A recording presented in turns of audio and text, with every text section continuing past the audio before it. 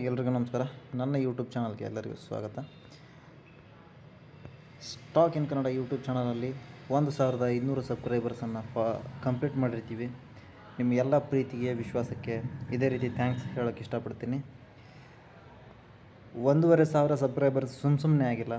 ನೀವು ನನ್ನ ಕಂಟೆಂಟನ್ನು ನೋಡಿ ಇಷ್ಟಪಟ್ಟಿದ್ದೀರಾ, ಕಂಟೆಂಟನ್ನು ಪ್ರೋತ್ಸಾಹ ಮಾಡಿದ್ದೀರಾ, ಕನ್ನಡದವನು ಅಂತ ಪ್ರೋತ್ಸಾಹ ಮಾಡಿದ್ದೀರಾ ಮತ್ತು ನನ್ನ ಕಂಟೆಂಟು ನಿಮ್ಗೆ ಇಷ್ಟ ಆಗಿದೆ ಅಂತ ಅಂದ್ಕೊತೀನಿ. ಅದೇ ರೀತಿ ನಾನು ಹೇಳೋ ಸರಳ ಭಾಷೆ ನಿಮ್ಗೆ ಇಷ್ಟ ಆಗುತ್ತೆ ಅಂದ್ಕೊತಿದ್ದೀನಿ. ಇದೇ ರೀತಿ ಸಪೋರ್ಟ್ ಮಾಡ್ತಾಯಿರಿ. ಆದಷ್ಟು ಬೇಗ ನಾವು 10K ಕಂಪ್ಲೀಟ್ ಮಾಡಬೇಕು ಅಂತ. ಹಾಯ್ ಸ್ನೇಹಿತರೆ, ನೀವು ನೋಡ್ತಾ ಇದ್ದೀರಾ DCB ಬ್ಯಾಂಕ್ ಲಿಮಿಟೆಡ್ ಅನ್ನೋ ಕಂಪ್ನಿಯ ಈ ಬ್ಯಾಂಕಿಂದ ದೊಡ್ಡ ಹೊಸ ಅಟ್ಲೀಸ್ಟ್ ಸದ್ಯಕ್ಕೆ ಗೊತ್ತಾದಂಥ ಮಾಹಿತಿ ಪ್ರಕಾರ ₹127 ಶೇರ್.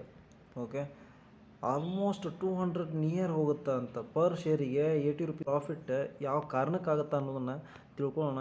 ಆ ವಿಡಿಯೋ ಎಂಡ್ ತನಕ ನೋಡಿರಿ, ಅವಾಗ ನಿಮ್ಗೆ ಕಾರಣ ಗೊತ್ತಾಗುತ್ತಾ ಇನ್ವೆಸ್ಟ್ಮೆಂಟ್ ಮಾಡಬೇಕು ಬಿಡಬೇಕು ಅನ್ನೋದು. ಆಮೇಲೆ ಗೊತ್ತಾಗುತ್ತಾ. ಬನ್ನಿ ವಿಡಿಯೋನ ಶುರು ಮಾಡೋಣ. ಈ ಕಂಪ್ನಿಯ ಹೆಸರು ಬಂದ್ಬಿಟ್ಟು DCB ಬ್ಯಾಂಕ್ ಅಂತ ಲಿಮಿಟೆಡ್ ಅಂತಂದು. ಆ DCB ಬ್ಯಾಂಕ್ ನಿಮಗೆಲ್ಲರಿಗೂ ಗೊತ್ತು. ಈ ಕಂಪ್ನಿ ಶೇರ್ ಪ್ರೈಸ್ ಸದ್ಯಕ್ಕೆ ₹127 ನಡೀತಾ ಇದೆ.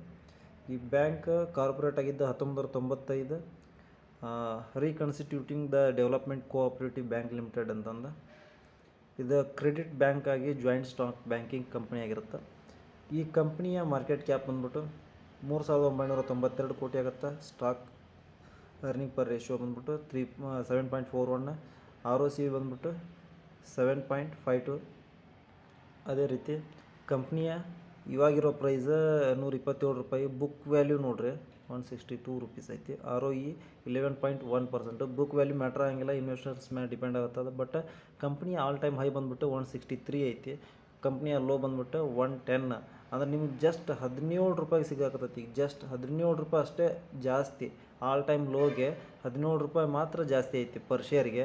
ಈ ಕಂಪ್ನಿ ನೋಡ್ರಿ ಡಿವಿಡೆಂಟ್ ಕೂಡ ಆದತಿ. ಇಂಥ ಒಳ್ಳೆಯ ಕಂಪ್ನಿ ರೀ. ಫೇಸ್ ವ್ಯಾಲ್ಯೂ ₹10 ಐತಿ. ಹಚ್ಚಾಕ ಡಿವಿಡೆಂಟ್ ಭೀ ಆದತಿ. ಈ ಕಂಪ್ನಿಯ ಕ್ವಾರ್ಟರ್ ಆನ್ ರಿಸಲ್ಟ್ಸ್ ನೋಡ್ಬಿಡೋಣ.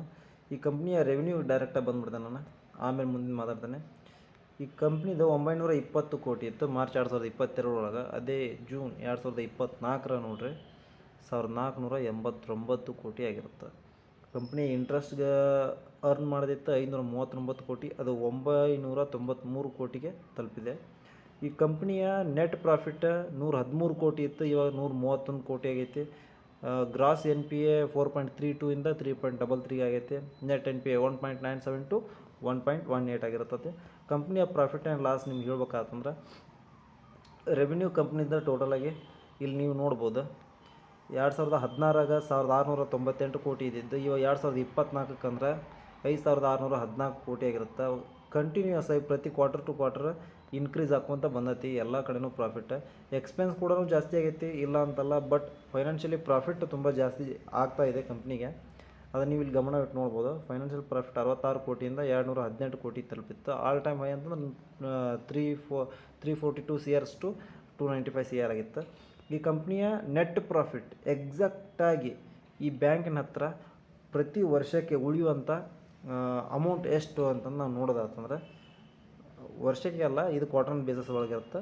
191 ಕೋಟಿಯಿಂದ ಇವಾಗ ಸದ್ಯಕ್ಕೆ 2024 12 ಮಂತ್ಸ್ ಒಳಗೆ 540 ಕೋಟಿ ಪ್ರಾಫಿಟನ್ನು ಈ ಕಂಪ್ನಿಗೆ ಗಳಿಸಾಗತ್ತೈತಿ.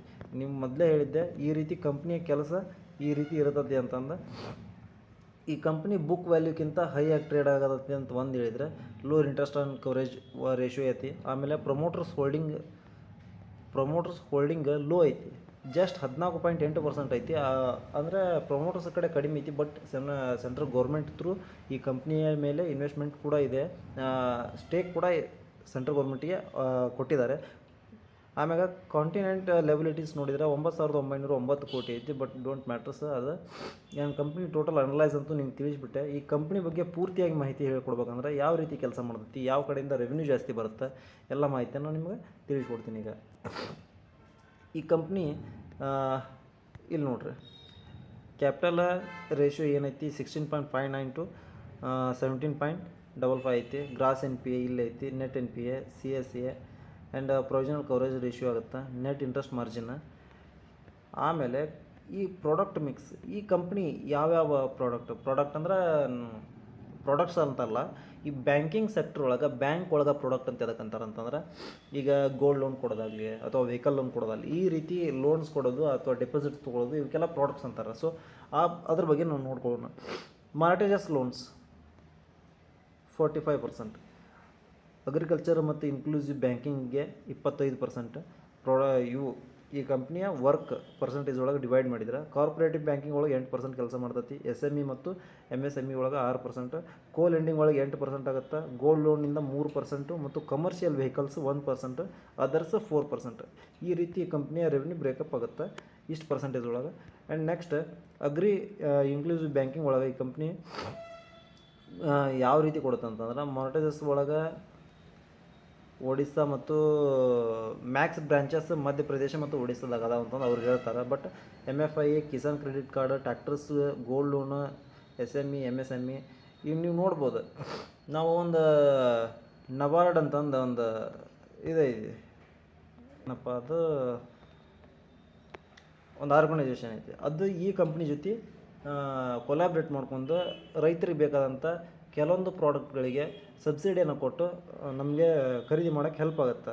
ಬೇಕಾದ ರೈತರಿಗೆ ಯಾರಾದರೂ ಟ್ಯಾಕ್ಟರ್ ತೊಗೊಂಡಿರ್ಬೋದು, ಅದ್ರ ಮೇಲೆ ಬರೆದಿರ್ತಾರೆ ಹಣಕಾಸಿನ ನೆರವು DCB ಬ್ಯಾಂಕ್ ಅಂತಂದು. DCB ಬ್ಯಾಂಕ್ ಬೇಸಿಕಲಿ ರೈತರಿಗೆ ಜಾಸ್ತಿ ಹೆಲ್ಪ್ ಆಗುತ್ತೆ. ನಮ್ಮ ಕಡೆ ರೈತರು ಜಾಸ್ತಿ ಅದಾರ ಕರ್ನಾಟಕದೊಳಗೆ, ಅದ್ರಾಗೂ ಅವ್ರಿಗೆ ಭಾಳ ಹೆಲ್ಪ್ ಆಗುತ್ತೆ ಅಂತ ನಾನು ಅಂದ್ಕೊಂಡಿದ್ದೀನಿ. ಫಂಡಿಂಗ್ ಮಿಕ್ಸ್ ಒಳಗೆ ನೋಡೋ ಹತ್ರ ಟರ್ಮ್ ಡೆಪಾಸಿಟಿಂದ 65.7%ಇಂದ 66.9% ಐತಿ.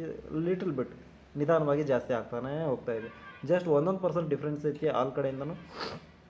ಕಂಪ್ನಿ ಡಿಜಿಟಲ್ ಟ್ರಾನ್ಸಾಕ್ಷನ್ಸೂ 99% ಟೋಟಲ್ ಟ್ರಾನ್ಸಾಕ್ಷನ್ ಮೇಡ್ ಡಿಜಿಟಲ್ ಆಗ್ತಾವೆ. 2023 99% ಆಲ್ ಟ್ರಾನ್ಸಾಕ್ಷನ್ ಟೋಟಲಿ ಡಿಜಿಟಲ್ ಆಗಿದೆ. ಆ್ಯಂಡ್ ಫ್ಯೂಚರ್ ಔಟ್ಲುಕ್, ಈ ಕಂಪ್ನಿ ಫ್ಯೂಚರಲ್ಲಿ ಏನು ಮಾಡುತ್ತೆ ಅಂತಂದ್ರೆ, SME ಮತ್ತು MSME ಸ್ಮಾಲ್ ಬಿಸ್ನೆಸ್ ಲೆಂಡಿಂಗ್ ಆ ಸೆಗ್ಮೆಂಟಿಗೆ ಜಾಸ್ತಿ ಒತ್ತು ಕೊಡೋಕೆ ಬಯಸಾಕತ್ತೈತಿ. ಮತ್ತು ವರ್ಕಿಂಗ್ ಕ್ಯಾಪಿಟಲ್ ಮತ್ತು ಕಮರ್ಷಿಯಲ್ ವೆಹಿಕಲ್ಸ್ಗೆ Tier 2 ಮತ್ತು Tier 6 ಲೊಕೇಶನ್ಸಲ್ಲಿ ರಿಟೇಲ್ ಡಿಪಾಸಿಟ್ಸನ್ನು ಮತ್ತು ಲಿಮಿಟೆಡ್ ಬಲ್ಕ್ ಡಿಪಾಸಿಟ್ಸನ್ನು ಸ್ಟ್ರಾಟಜಿಯಾಗಿ ಸ್ಟಾರ್ಟಪ್ ಕಂಪ್ನಿಗಳಿಗೆ ಪ್ರೊವೈಡ್ ಮಾಡ್ಬೇಕಂತಂದು ಈ ಕಂಪ್ನಿಯಿಂದ ಅದು ತಿಳಿಸ್ಕೊಂಡಿದ್ದಾರೆ. ಆ್ಯಂಡ್ ನೆಕ್ಸ್ಟ್ ಈ ಕಂಪ್ನಿಯಿಂದ ಅಂತ ಬಂತಂದ್ರೆ ಟೋಟಲ್ ಈ ರೀತಿ ಅಂತಿತ್ತು. ಇವರು ಬಂದ್ಬಿಟ್ಟು ಕಂಪ್ನಿಯ ಪ್ರವೀಣ್ ಕುಮಾರ್ ಕುಟ್ಟಿ ಅಂತಂದು ಮತ್ತು MD, CEO, CFO ಈ ರೀತಿ ಇದ್ದರು. ಈ ಮಾಹಿತಿ ಆಯಿತು. ಈ ಕಂಪ್ನಿ ಬಗ್ಗೆ ಪೂರ್ತಿ ಮಾಹಿತಿ ಅರ್ಥ ಆಗುತ್ತೆ ಅಂತ ಹೇಳ್ತೀನಿ. ಆದರೆ ನಾನು ಹೇಳಿದ ಪ್ರಕಾರ ಇವಾಗ ಸದ್ಯಕ್ಕೆ ವಾಯ ಆಗಲಿ ಅಥವಾ ET ಮಾರ್ಕೆಟ್ಸ್ ಆಗಲಿ ಅಥವಾ 5 ಪೈಸಾ ಆಗಲಿ, ಟೋಟಲ್ ಒಂದು 6-7 ಪ್ಲಾಟ್ಫಾರ್ಮ್ಗಳೊಳಗೆ ಸ್ಟಡಿ ಮಾಡಿದ ಮೇಲೆ ಗೊತ್ತಾಯಿತು ಈ ಕಂಪ್ನಿಯ ಷೇರು ಪ್ರೈಸು ಸುಮಾರು 41%ಕ್ಕಿಂತ ಜಾಸ್ತಿ ಗೇನ್ ಆಗುತ್ತೆ ಅಂತ ಮಾಹಿತಿ ತಿಳಿದು ಬಂದಿದೆ. ಅದು ಆಲ್ಮೋಸ್ಟ್ 3 ಮಂತ್ಸ್. ಇದು ಶಾರ್ಟ್ ಟರ್ಮ್ ಪ್ರಾಫಿಟ್ ಬುಕ್ಕಿಂಗ್ ಅಂತಾರೆ ಇದಕ್ಕೆ. ಆಲ್ಮೋಸ್ಟ್ ಒಂದು 3 ತಿಂಗಳಾದರೂ ನೀವು ಹೋಲ್ಡ್ ಮಾಡ್ಕೋಬೇಕಾಗತ್ತೆ. ಯಾರ್ಯಾರು ನನ್ನ ಮಾತನ್ನು ಕೇಳಿ ಏಂಜಲ್ ಒನ್ನಲ್ಲಿ ಇನ್ವೆಸ್ಟ್ಮೆಂಟ್ ಮಾಡಿದ್ರು ಅವರೆಲ್ಲ ಪ್ರಾಫಿಟ್ ಬುಕ್ ಮಾಡ್ಕೊಂಡು ಎಕ್ಸಿಟ್ ಆಗ್ಬೋದು. ಇವಾಗ ಲಾಂಗ್ ಟರ್ಮ್ ಇನ್ವೆಸ್ಟ್ಮೆಂಟ್ ಮಾಡ್ದೇನೆ ಅನ್ನೋರಿಗೆ ಇನ್ನೂ ಒಳ್ಳೆಯದು, ಅವ್ರು ಸ್ಟಿಕ್ ಆಗಿರ್ಬೋದು. But short term profit book ಮಾಡ್ಕೊತೀನಿ ಅನ್ನೋರು ಎಕ್ಸಿಟ್ ಆಗ್ಬೋದು. ಎಕ್ಸಿಟ್ ಆಗಿಬಿಟ್ಟು DCB ಬ್ಯಾಂಕ್ ಮೇಲೆ ಇನ್ವೆಸ್ಟ್ಮೆಂಟ್ ಮಾಡ್ಬೋದು. ಫ್ಯೂಚರಿಸ್ಟಿಕ್ ಆಗಿದೆ, ಶಾರ್ಟ್ ಟರ್ಮ್ ಪ್ರಾಫಿಟು ಆಗುತ್ತೆ, ಲಾಂಗ್ ಟರ್ಮ್ ಮಾತ್ರ ವೆರಿ ಹೆಲ್ಪ್ಫುಲ್ ಆಗುತ್ತೆ. ಬನ್ನಿ ಯಾವ ಮಾಹಿತಿ ಯಾವ ರೀತಿ ತಿಳಿಸ್ಕೊಟ್ಟಿದ್ದಾರೆ ಅನ್ನೋದನ್ನು ನಿಮ್ಗೆ ತೋರಿಸ್ಕೊಡ್ತೀನಿ. ನೋಡ್ಬೋದು ನೀವು. JM ಫೈನಾನ್ಷಿಯಲ್ ಲಿಮಿಟೆಡ್ ಅನ್ನೋ ಒಂದು BSE ಮತ್ತು NSE ಒಳಗೆ ಲಿಸ್ಟೆಡ್ ಆದಂಥ ಒಂದು ಏಂಜಲ್ ಇನ್ವೆಸ್ಟರ್ಸ್ ಅವರು. JM ಫೈನಾನ್ಷಿಯಲ್ ಕಂಪ್ನಿ ಅನ್ನೋದು ಏಂಜಲ್ ಇನ್ವೆಸ್ಟರ್ ಮತ್ತು ಮ್ಯೂಚುವಲ್ ಫಂಡ್ಗಳನ್ನು ಮತ್ತು ಫಂಡ್ ರೈಸ್ ಮಾಡ್ತಾರೆ ಮತ್ತು ರನ್ ಮಾಡ್ತಾರೆ. ಇದು ಮೋತಿಲಾಲ್ ಓಸ್ವಾಲ್ ಫೈನಾನ್ಷಿಯಲ್ ಸರ್ವಿಸ್ ಅಂತಂದು ICICI ಸೆಕ್ಯೂರಿಟಿ ಅಂತಂದು ಯಾರ್ಯಾರ ಕಡೆಯಿಂದನ ಈ ಕಂಪ್ನಿ ಬಗ್ಗೆ ರಿಕ್ವೆಸ್ಟ್ ಬಂದ ಅನ್ನೋದು ನೀವು ನೋಡ್ಬೋದು. 27% ಜಾಸ್ತಿ ಆಗುತ್ತೆ ಅಂತಂದು ಮೋತಿಲಾಲ್ ಓಸ್ವಾಲ್ ಫೈನಾನ್ಷಿಯಲ್ ಸರ್ವಿಸಸ್ ಅವರು ಹೇಳಿದ್ದಾರೆ.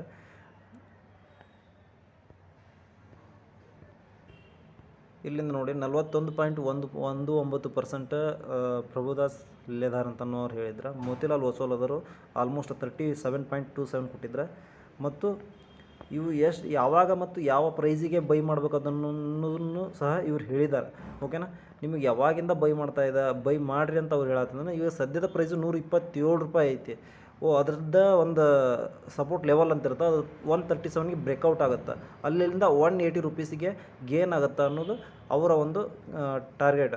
ಟೋಟಲ್ ಟಾರ್ಗೆಟ್ ಅವ್ರು 30 to 40% ಹೇಳಿದ್ದಾರೆ. ನೀವು ಆಲ್ಮೋಸ್ಟ್ ನಿಮ್ಮ ಶಾರ್ಟ್ ಟರ್ಮ್ ಪ್ರಾಫಿಟ್ ಬುಕ್ ಮಾಡ್ಕೋಬೇಕಂತಂದ್ರೆ ನೀವು ಮಾಡ್ಕೋಬೋದು. ಅವರು ಎಷ್ಟನೇ ತಾರೀಕಿಂದ ನಿಮ್ಗೆ ಕಾಲ್ ಕೊಡತ್ತಾರ ಅಂತಂದ್ರೆ ಜುಲೈ 3ನೇ ತಾರೀಕಿಂದನೇ ಈ ಕಾಲ್ಸ್ ಬರ್ತಾ ಇದೆ, ಇಲ್ಲಿ ಗಂಟ ಹೋಗುತ್ತಾ ಪ್ರಾಫಿಟ್ ಆಗುತ್ತಾ ಅಂತಂದು. ಸುಮಾರು 3ನೇ ತಾರೀಕಿಂದನೇ ಕೊಡತ್ತಾರ. 138 ರೂಪಾಯಿ ಬಂದರೆ ಬೈ ಮಾಡಿರಿ ಅಂತಂದು. ಬಟ್ ಇವಾಗ ಕಡಿಮೆ ರೇಟಿಗೆ ಸಿಗ್ತದೆ, ಆಲ್ ಟೈಮ್ ಹೈನೂ ಸಿಗ್ತದೆ ನಿಮ್ಗೆ. 127 ರುಪೀಸ್ಗೆ ನೀವು ಬೈ ಮಾಡ್ಬೋದು. ಯಾರೇ ನಿಮ್ಮ ಸ್ವಂತ ಒಂದು ವಿವೇಚನೆಯಿಂದ ಮತ್ತು ನಿಮ್ಮ ಒಂದು ಎನಲೈಸಿಂದ ಇನ್ವೆಸ್ಟರ್ಸ್ ಯಾರಾದರೂ ಇದ್ದರೆ ಅವರು ಸ್ವಲ್ಪ ಯಾರಾದರೂ ಸರ್ಚ್ ಮಾಡಿ ಅಥವಾ ನಿಮಗೆ ಬೇಕಾದಂಥ ಮಾಹಿತಿಯನ್ನು ತಿಳ್ಕೊಂಡು ಆಮೇಲೆ ಇನ್ವೆಸ್ಟ್ಮೆಂಟ್ ಮಾಡಿ. ನೀವು ಇನ್ವೆಸ್ಟ್ಮೆಂಟ್ ರಿಸ್ಕ್ ಆಗಿರುತ್ತೆ ಅಂತಂದು ಆಮೇಲೆ ಹೇಳೋದು ಬೇಡ. ಇವಾಗಲೇ ರಿಸ್ಕ್ ತೊಗೊಳ್ಳೋಕ್ಕಿಂತ ಮುಂಚೆನೇ ಅದ್ರ ಬಗ್ಗೆ ಸ್ಟಡಿ ಮಾಡಿ, ಫರ್ದರ್ ಸ್ಟಡಿ ಮಾಡಿಬಿಟ್ಟು ಇನ್ವೆಸ್ಟ್ಮೆಂಟ್ ಮಾಡಿ. ಸಿಗೋಣ ಮುಂದಿನ ವಿಡಿಯೋದಲ್ಲಿ. ನಮಸ್ಕಾರ, ಜೈ ಹಿಂದ್.